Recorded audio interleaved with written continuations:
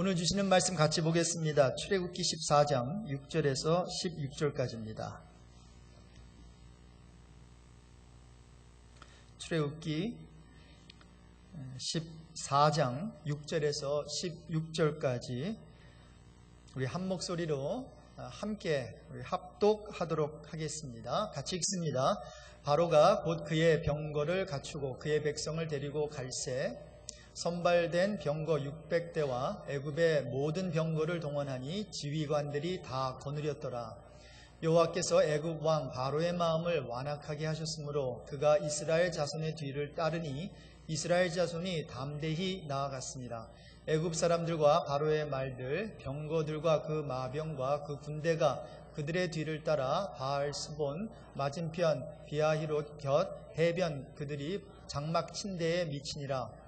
바로가 가까이 올 때에 이스라엘 자손이 눈을 들어 본즉 애국 사람들이 자기들 뒤에 이른지라. 이스라엘 자손이 심히 두려워하여 여호와께 부르짖고 그들이 또 모세에게 이르되 애굽에 매장지가 없어서 당신이 우리를 이끌어내어 이 광야에서 죽게 하느냐? 어찌하여 당신이 우리를 애굽에서 이끌어내어 우리에게 이같이 하느냐?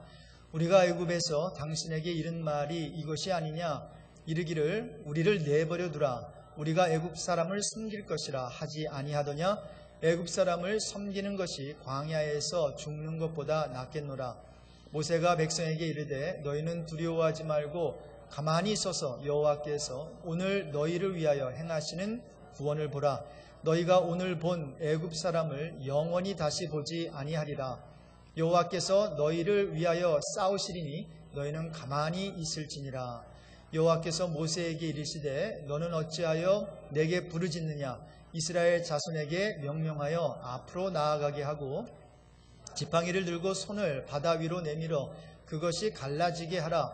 이스라엘 자손이 바다 가운데서 마른 땅으로 행하리라. 아멘. 우리 16절까지 읽었습니다. 여러분 잘 지내십니까? 저도 잘 지내고 있는데요. 죄송합니다. 제 나이를 보니까 이제 벌써 40대 중반에서 이제 50대를 향하고 있습니다. 그러면서 드는 생각이 있어요. 드는 생각은 뭔가 하면 I am growing old라고 하는 거예요. 죄송합니다. 나도 이제 나이가 들어가는구나. 자, 그런데요.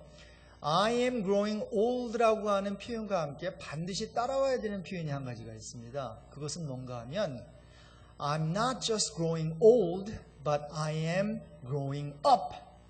나이만 들어가고 늙어가는 것이 아니라 성숙해 간다는 거예요.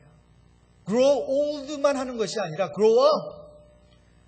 내가 그래서 이전보다는 조금 더 성숙하고 그리고 내가 한 2, 3년 전보다는 나이는 더 들었고 늙었지만 그러나 성장했다는 거죠.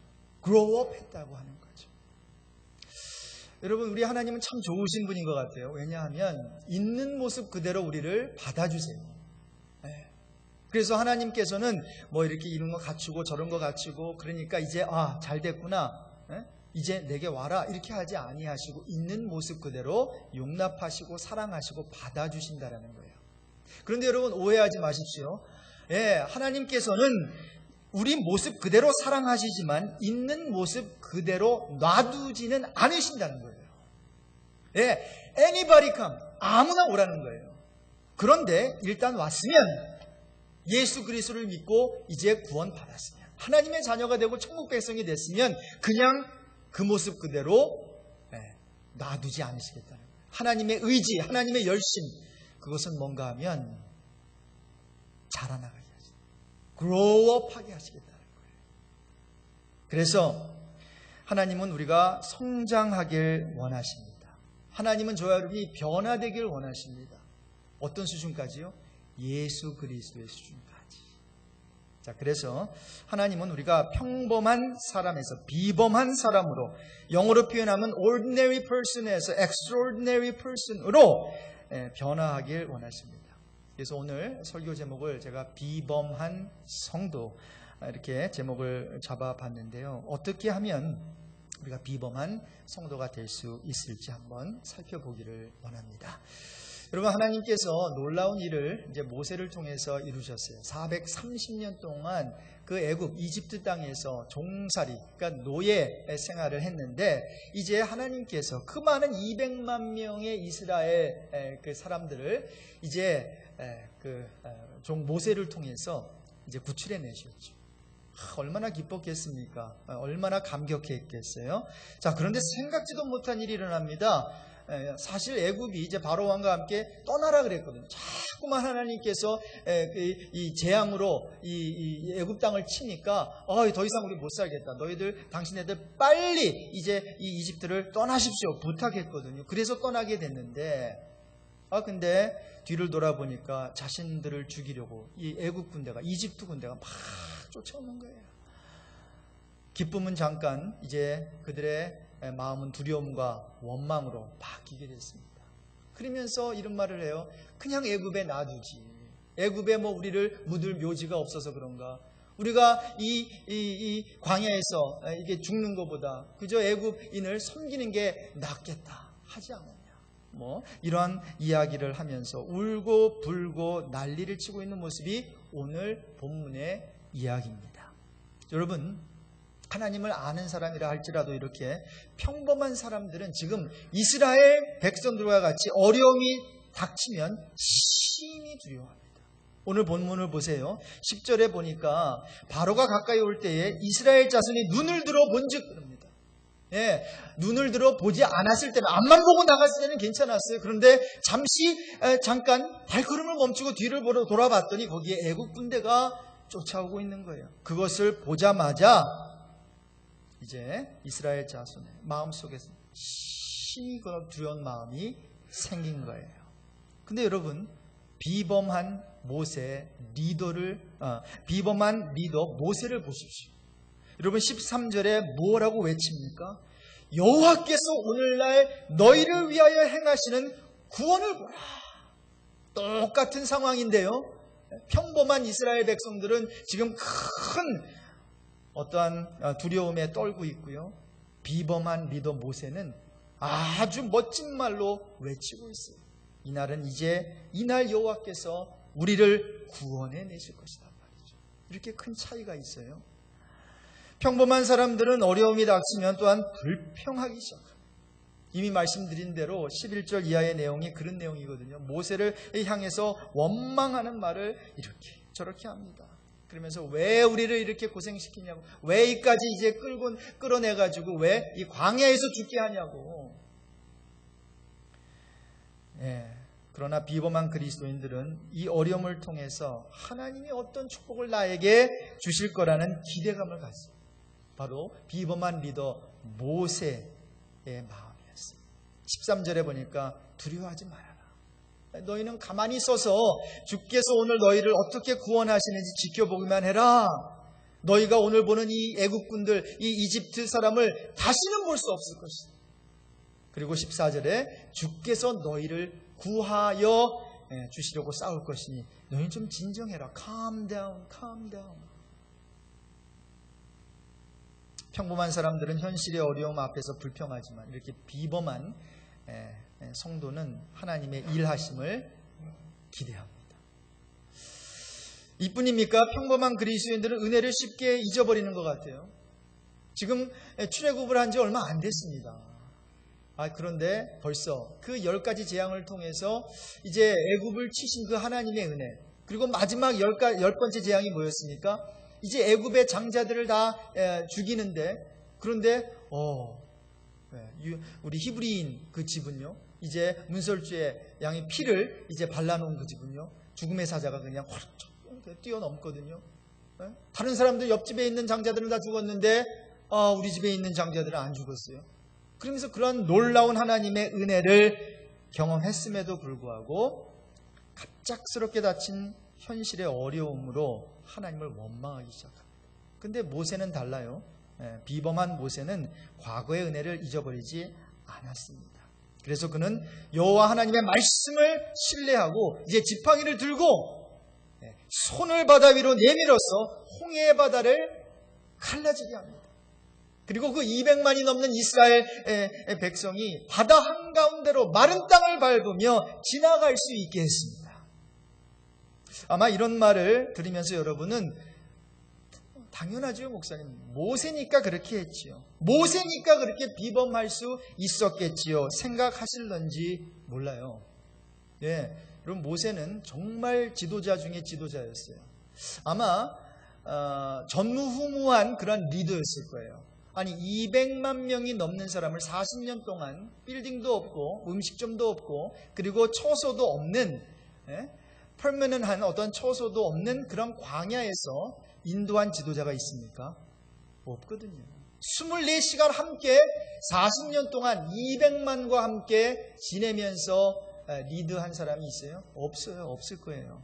전무후무한 리더입니다. 예, 최고의 영웅입니다. 최고로 존경받는 자이지요. 그런데 여러분 아세요? 우리는 그래서 모세를 특별한 사람으로 봅니다. 모세니까 이렇게 비범할 수 있었지. 그런데요, 하나님께서 모세를 처음 부르셨을 때 모습을 여러분 보시면요, 여러분 놀라실 겁니다. 여러분이 또 성경을 읽으신 분들은 잘 아시겠지만 출애굽기 3장 10절 이하에 보면 이제 출애굽을 시키시려고 우리 하나님께서 모세를 부르시거든요. 여러분, 여러분이 알고 있는 모세는 하나님께서 부르실 때 어떻게 반응해야 될까요? 아이고, 왜 이제 오셨어요? 기다리고 있었습니다. 그렇죠. 내가 하나님께서 날 부르시면 내가 당연히 이제 출애굽을 시켜야 되겠죠. 여러분, 이렇게 고분고분 순종하는 어떤 모세의 그림이 그려지지 않습니까? 근데 여러분, 영 딴판이었습니다. 하나님께서 부르시거든요. 내가 이제 이스라엘 백성 자손을 애굽에서 인도하여 내기 위하여 너를 바로에게 보낼 거야. 그랬더니 첫 번째 대답이 뭔지 아세요? 네? 자, 출애굽기 3장 11절입니다. 같이 읽겠습니다. 모세가 하나님께 아뢰되 내가 누구이기에 바로에게 가며 이스라엘 자손을 애굽에서 인도하여 내리까? 이 본문의 의미, 또 본문의 뉘앙스는 바로 이것입니다. 내가 왜 갑니까? 아니, 여호와 하나님, 당신이 내가 누구인지 모릅니까? 뭐 이런 약간 비아냥거리는 어떤 뉘앙스가 좀 있어요. 여러분, 지금 모세는 누구입니까? 죄인입니다. 어떤 죄인이에요? 살인자예요. 네. 애굽 사람이 자기 히브리 동족을 때리는 것을 보고는 쳐서 죽였거든요. 그 애굽인을. 그리고 모래에다가 묻어버리고는 그 다음에 도망쳐 나온 자예요. 그런데 이 살인자 모세에게 다시 애굽으로 돌아가서 바로에게 가서 이스라엘 자손을 인도하여 내라고 하니까 이게 말이 안 되는 거죠. 저요? 다른 사람 보내도 저는 갈 수가 없습니다. 자, 그랬더니 하나님께서 괜찮아. 내가 너를 프로텍해 줄 거야. 모세야, 내가 너와 함께 해줄게. 라고 이제 약속을 해 주셨는데도 불구하고 모세는 계속해서 이리 빼고 저리 뺍니다. 저들이 나를 믿지 않을 거예요. 당신이 아무리 나를 저들을 위해서 보냈다 할지라도 주께서는 너에게 나타나지 않으셨어. 너 거짓말하는 거야. 이렇게 말할 겁니다. 그럴 때는 제가 어떻게 해야 됩니까? 그랬더니 하나님께서 이제 기적 2가지를 보여주시죠. 너 손에 있는 게 뭐냐? 지팡이요. 지팡이를 한번 땅에 던져봐라. 탁 던지니까 뭐가 됩니까? 뱀이 되어버려요. 다시 꼬리를 딱 잡으니까 그 뱀이 다시 지팡이가 되는 거예요. 첫 번째 기적을 보여주십니다. 두 번째 기적, 그의 손을 품에 넣었더니요, 문둥병이 되어버렸어요. 다시 넣으니까 이 문둥병이 다시 낫게 됐어요. 이 2가지 기적을 보여주면서 그래, 내가 이제 기적을 행하시는 이 하나님이 나를 보내셨어 하면 될 거니까 걱정하지 말고 가라고 말씀하십니다. 그런데 여러분, 그런데도 모세가 뭐라고 변명하는지 아십니까? 저는 본래 말재주가 없는 사람입니다 라고 하면서 또 발뺌을 해요. 그랬더니 하나님께서 이번에는 누가 입을 만들었느냐? 내가 너에게 할 말을 줄 테니까 걱정하지 말고 가라는 거예요. 그런데도 여러분, 모세는 끝까지 안 가려고 합니다. 그러면서 마지막으로 어떤 대답을 합니까? 주님, 하나님 보낼 만한 자를 보내시. 나는 아니오시다. 자, 그랬더니 출애굽기 4장 14절 이하에 하나님께서 이제 크게 노하시면서 다음과 같은 말씀을 하세요. 우리 14절부터 17절까지 같이 읽겠습니다. 여호와께서 모세를 향하여 노하여 이르시되 레위 사람 내 형 아론이 있지 아니하냐? 그가 말 잘하는 것을 내가 아노라. 그가 너를 만나러 나오나니 그가 너를 볼 때에 그의 마음에 기쁨이 있을 것이라. 너는 그에게 말하고 그의 입에 할 말을 주라. 내가 내 입과 그의 입에 함께 있어서 너희들이 행할 일을 가르치리라. 그가 너를 대신하여 백성에게 말할 것이니 그는 내 입을 대신할 것이요 너는 그에게 하나님같이 되리라. 너는 이 지팡이를 손에 잡고 이것으로 이적을 행할지니라. 자, 이 말씀을 이제 여호와 하나님께서 하시니까 이제 그제서야 이제 모세는 지팡이를 들고 애굽을 향해 바로 왕을 향해 이제 가게 됩니다. 근데 여러분 보십시오. 그 전체 앞뒤 문맥을 보면 지금 모세는 절대로 기쁜 마음으로 가는 게 아닙니다. 절대로 그런 감격해가지고 가는 것도 아니고요. 어떤 기대를 가지고 가는 것도 아니고요. 할 수 없이 하나님께 설득당해서 어떤 면에서는 반강제로 지팡이를 손에 이렇게 쥐는 것이 아니라 아마 질질 끌고 애굽 바로왕 앞에 간 것일 거예요. 여러분 보십시오. 이러한 모세, 저와 여러분과 큰 차이가 있습니까? 아마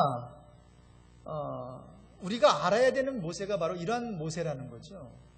이 성경에 나오는 위인들이라고 하고 믿음이 좋은 사람, 어떤 비범한 신앙인들이라고 하는 사람들의 원래 모습은 다 이런 모습이었다라고 하는 겁니다.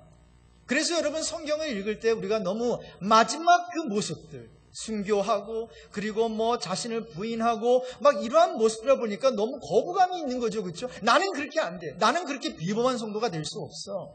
근데 여러분 모세도 비범한 성도가 되기 전에 이렇게 좀 비겁한 성도였어요. 비겁한 자였어요. 어떻게 해서든지 간에 하나님의 그 보내심을 피하려고 하고 헌신하지 않으려고 하고 편하려고 하고. 여러분 그렇습니다. 모세는 위인이 아니라 범인이었고 순종하는 자가 아니라 하나님의 그 어떠한 명령에 거부하는 자였다라고 하는 거죠. 자, 그런데 그랬던 모세가 여러분 오늘 본문에 보면 영 딴 사람으로 등장하지 않습니까? 다른 사람들은 평범한 그 이스라엘 백성들은 막 두려움에 떨고 있는데 아이고 우리가 괜히 여기 출애굽을 해가지고 이제 애굽인들의 손에 이제 광야에서 죽게 되었구나 그런 얘기를 하고 있을 때 이제 비범한 어떤 모세로 이제 변한 그 모세는 출애굽기 14장 13절 14절에서 이러한 이야기를 합니다. 자, 변한 모세의 표현인데 우리 같이 한번 읽도록 하겠습니다. 13절과 14절입니다. 출애굽기 같이 읽습니다. 모세가 백성에게 이르되 너희는 두려워하지 말고 가만히 서서 여호와께서 오늘 너희를 위하여 행하시는 구원을 보라. 너희가 오늘 본 애굽 사람을 영원히 다시 보지 아니하리라. 여호와께서 너희를 위하여 싸우시리니 너희는 가만히 있을지니라. 여러분 이런 모습을 보면서 우리는 놀라는 거예요. 아니 모세가 어찌 이렇게 변한, 원래 우리가 알던 모세가 아닌데, 모세는 원래 이런 사람이 아니었는데 어찌 이렇게 변해 있느냐는 거죠.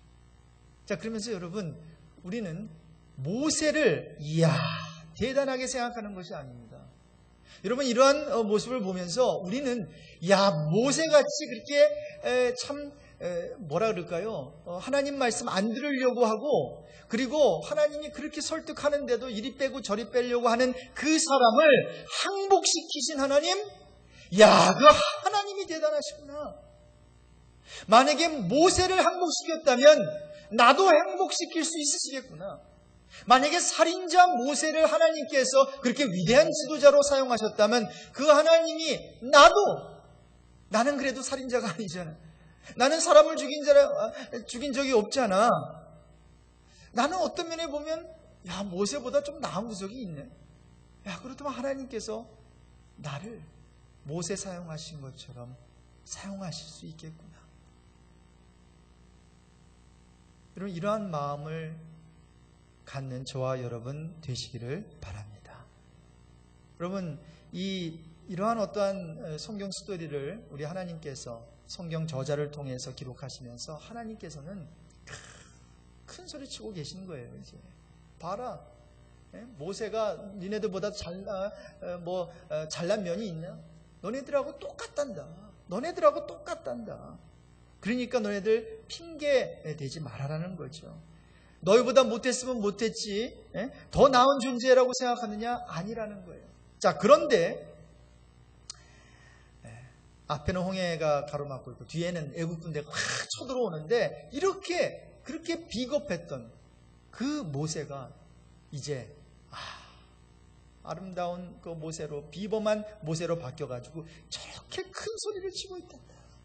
그러면서 하나님께서 뭐예요? 물론 모세에 대해서 굉장히 바라보면서 뿌듯하게 생각할 뿐 아니라 결국은 누가 설득하게 하셨어요? 그 모세를? 하나님께서 설득하게 하셨거든요. 그러면서 하나님께서 영광을 받으시는 거예요. 여러분, 성경에 쓰임받은 사람을 다 보십시오. 예수 그리스도의 12제자도 그렇고, 어부였고, 그리고 많이 배우지도 못하고, 또 많은 경우에 참 어떠한 소유한 부자도 아니었잖아요. 가난한 자들이었잖아요. 그런데 우리 예수님께서는 그들을 선택하셨어요. 베드로의 경우를 볼까요? 평범한 어부였습니다. 예수 그리스도를 3번이나 부인했던 지지리도 못난 자였죠. 그런데 하나님께서 변화시키 예수 그리스도의 부활 사건 후에, 또 그 오순절 그 성령 강림 사건 후에 그렇게 참 겁쟁이 베드로가 비범한 베드로로 변하는 모습을 볼 수 있어요. 여러분, 사도 바울도 마찬가지죠.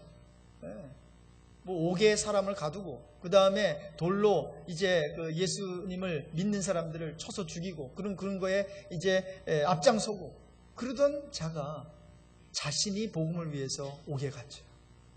자신이 그 복음을 위해서, 예수를 위해서 순교를 당해요. 전에는 사실 비겁했죠. 남인 죽이기나 하고 남을 힘들게나 하고 그리고 그리고 감옥에 갇히게 하고. 근데 변했더니 예수 그리스도를, 부활하신 예수를 만나서 변하고 나서는 그가 정말 비범해졌다. 그렇습니다. 하나님은 평범한 사람들을 사용하십니다. 아니, 성경에 보면 평범하다 못해 아예 망가진 사람을 사용하신다는 걸 여러분 아세요? 이 세상에서는 망가진 사람 쓰지 않죠. 크레덴셜을 보고 좋은 가정에, 그리고 명문대학에, 그리고 좋은 레코드에, 그리고 사람들한테 이런 거 보지 않습니까? 그런데 여러분, 하나님께서 사용하시는 사람들을 보면요, 하나같이 망가진 사람들이에요. 예를 들어볼까요? 여러분, 하나님께서는 사라를 통해서, 그렇죠? 아브라함의 아내 사라를 통해서 이제 이스라엘 민족의 조상이 이제 되게 해줬어요. 그죠? 그 어미가 되게 하셨어요. 그런데 그 당시에 사라는 어떠한 신분을 가지고 있는 여자였습니까? 어떠한 그러한 상황이 있었어요? 아기를 갖지 못했던 여인이었어요.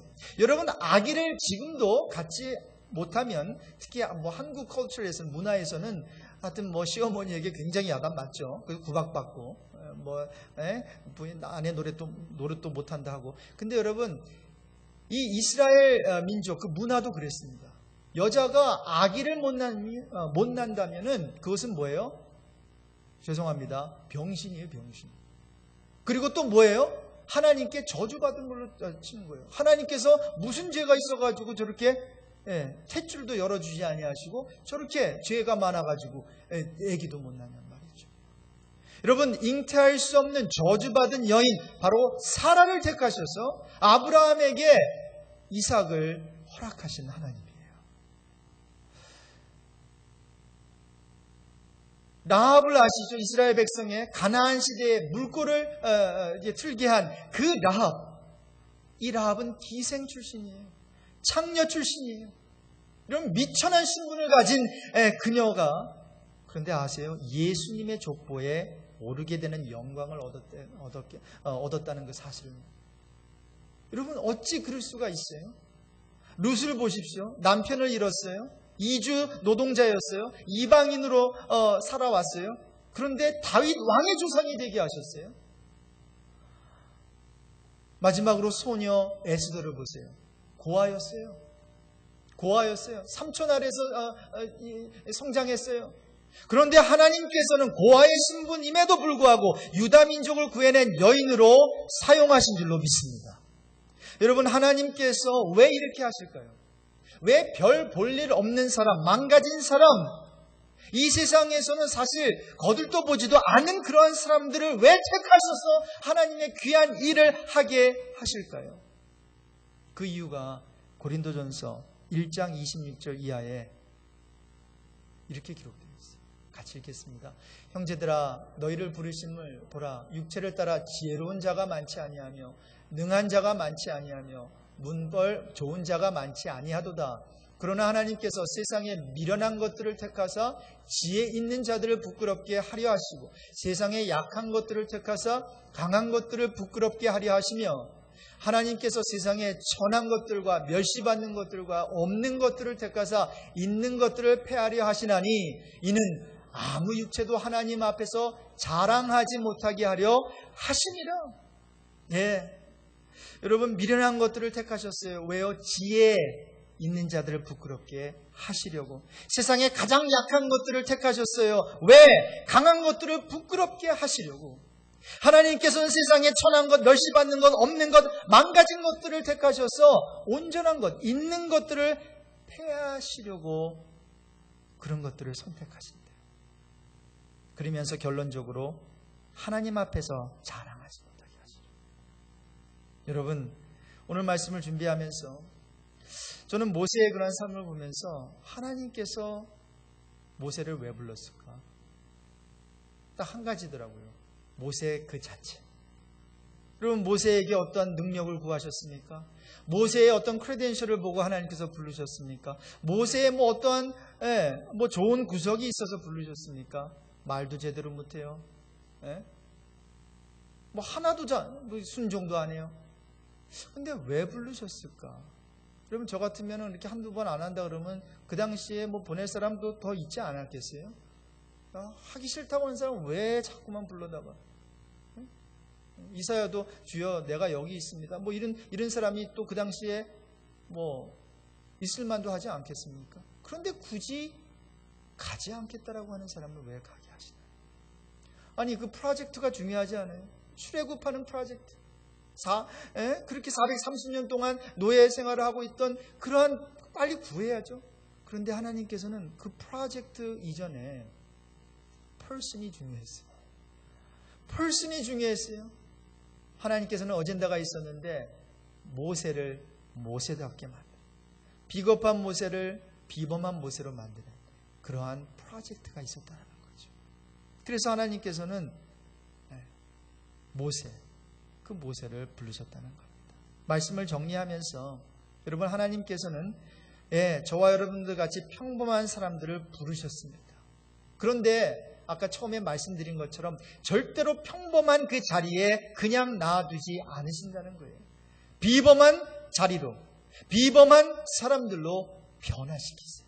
자, 그렇다면 우리가 어떻게 비범한 자리로 나아갈 수 있을까요? 하나님께서는 초청하고 계시거든요. 네가 할 수 없는 것을 내가 하겠는데 네가 필요하구나 하면서 비범한 일로, 비범한 사람으로 하나님께서 저와 여러분을 초청하고 계신데 우리가 그 초청에 어떻게 반응할 수 있을까요? 세 가지로만 간단하게 말씀드릴게요. 첫 번째, 하나님은 실수 많고 참 ordinary person, 보통 평범한 사람을 사용하신다는 사실을 여러분 믿으시기 바랍니다. 하나님이 필요로 한 것은 나의 재능이 아니에요. 하나님은 나의 가진 재능, 그 재능을 주신 분이고 그 재능의 수백 배, 수천 배를 가지고 계신 분이죠. 왜 또 재능이 필요하겠어요? 그러나 하나님께서는 누가 필요한 겁니까? 박성호가 필요한 거예요.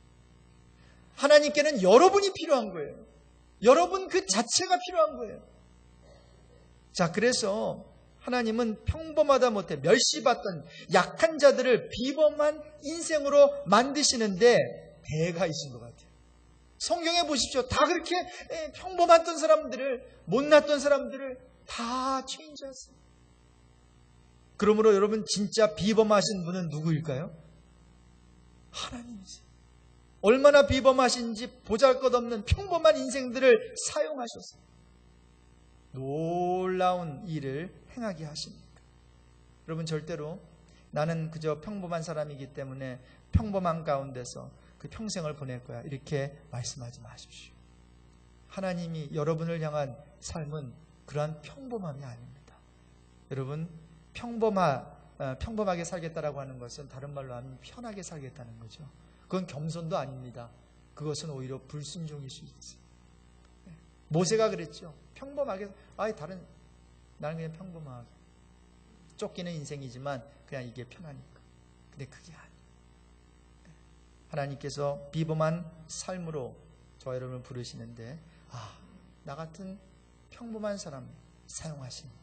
여러분 믿으시기 바랍니다. 두 번째, 있는 모습 그대로 하나님 앞에 여러분 자신을 드리십시오. 하나님께서는 지금 네가 많이 배우면 내가 부르겠다, 네가 만약에 재능을 어느 정도 쌓으면 내가 사용하겠다, 이렇게 말씀하지 않으십니다. 우리 하나님이 참 좋으신 이유는 뭔가 하면 우리의 능력이나 우리의 재능을 원하시는 분이 아니라 우리 자신을 부르신다는 거예요. 그리고 부르신 후에 하나님께서는 저와 여러분을 어떻게 해요? 준비시켜 주십니다. 그러므로 여러분, 우리가 교회를 위해서 일할 때도 그렇고 주님을 위해서 이제 마지막 때에 이제 하나님께서는 우리 자녀들뿐만이 아니라 젊은이들뿐만이 아니라 늙은이들, 죄송합니다, 성경의 표현, 나이 드신 분들, 우리 부모들 부르고 있어요. 저는 사단이 우리 교회에게 참 이렇게 심어놓은 거짓말 중에 하나가 젊은이들이 없습니다라고 하는 거예요. 꼭 젊은이들이 있으면 교회가 잘 될 것 같다라고 하는 착각.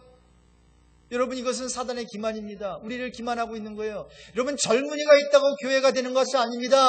젊은이가 아무리 많아도 성령 받지 않은 젊은이들만 이 교회에 차고 넘친다면 여러분, 그것은 교회가 아닙니다. 오히려 더 세속된 교회가 될 것입니다. 오히려 나이가 많아도 뭐예요? 성령을 받으면 그들은 꿈을 꾸게 될 줄로 믿습니다. 아무리 젊어도 성령을 받지 않으면 여러분, 환상을 보지 못해요. 아무리 나이가 어린 젊은이라 우리 자녀들 할지라도 성령 받지 않으면 예언할 수 없어요. 여러분, 마지막 때 필요한 자들이 누구입니까? 젊은 사람들이라고요? 예, 젊은 사람도 필요합니다. 그러나 여러분, 나이 드신 분들도 필요합니다. 그래서 남종과 여종에게 마지막 때에 성령을 나눠주시겠다는 거예요. 한 세대도 맞들이지 아니하고 하나님께서 사용하시겠다라고 하는 거예요. 여러분, 이 사실을 믿으시기 바랍니다. 이제는 일꾼들이 어차피 고령화 시대에 나이 드신 분들 60대 이상 사람들을 하나님께서 더 많이 쓰시고 더 오래 쓰시고 더 귀하게 쓰실 그 시대가 미리 이미 초래했어요. 여러분, 젊은이들만 찾지 마십시오. 젊은이들을 찾으려면 젊은이들을 위해서 젊은이들이 성령 받을 수 있는 우리 젊은이들일 수 있도록, 그리고 성령 받은 젊은이들이 많아질 수 있도록 여러분 기도해 주시기를 바랍니다. 여러분, 성령 받으면 돼요. 성령 받으면 하나님께서 역사하십니다. 마지막으로, 그러므로 자신을 바라보지 말고 주님을 바라보십시오. 여러분, 신앙이라는 게 뭐 대단한 것 같지만요, 신앙은 주님 바라보는 거예요. 나에게서 눈을 떼서, 나의 환경에서 눈을 떼서 나보다 크신 하나님 바라보는 게 신앙이에요. self-sufficient, 나 자신을 의존하는 거기에서 God dependent, 하나님 의지하는 그쪽으로 나아가는 게 신앙이에요. 그것이 믿음이에요. 그것이 믿음이 자란다는 거죠. 주님을 더욱 의지한다는 것. 그래서 고린도후서 4장 7절 말씀을 우리는 늘 기억해야 될 것 같아요. 우리가 이 보배를 질그릇에 가졌으니 이는 심히 큰 능력은 하나님께 있고, 같이 읽겠습니다. 우리에게 있지 아니함을 알게 하려 함이라. 하나님이 대단하신 거예요. 우리의 능력이 큰 게 아니라 그 크신 능력을 신뢰하는 것이 큰 믿음을 소유한 자라는 거예요. 여러분, 결론입니다. 아무도 위인으로 태어난 사람 없습니다. 아무도 비범해지는 것을 가지고 태어나지 않았습니다. 그럼 비범한 것을 어떤 자질이라고도 말씀하지 마십시오. 여러분, 모든 위대한 사람들, 모든 비범한 사람들은 다 하나님께서 단 한 가지, 그분의 열심으로 그분이 만들어내신 위대한 작품인 줄로 믿습니다. 하나님께서는 오늘도 저와 여러분들 사실 보잘것 없고 볼품 없고 또 굉장히 평범할 수 있지만 하나님의 열심이, 하나님의 열정으로 인해서 우리가 그분의 손에 이제 헌신만 하게 된다. 그러면 하나님께서는 그 위대한 자리에, 그 영광스러운 믿음의 반열에 저와 여러분을 서게 하실 것입니다. 그렇게 하실 그날까지 여러분, 우리 자신을 너무 위대하게 바라보지 말고 우리 하나님, 위대하신 하나님 바라보면서 오늘도 우리의 자신을 있는 모습 그대로 그분께 바침으로 정말로 담대한 그리고 비범한 성도가 되시길, 그 비범한 자리를 향해서 찾아 나가게 되시길 주님의 이름으로 축복합니다.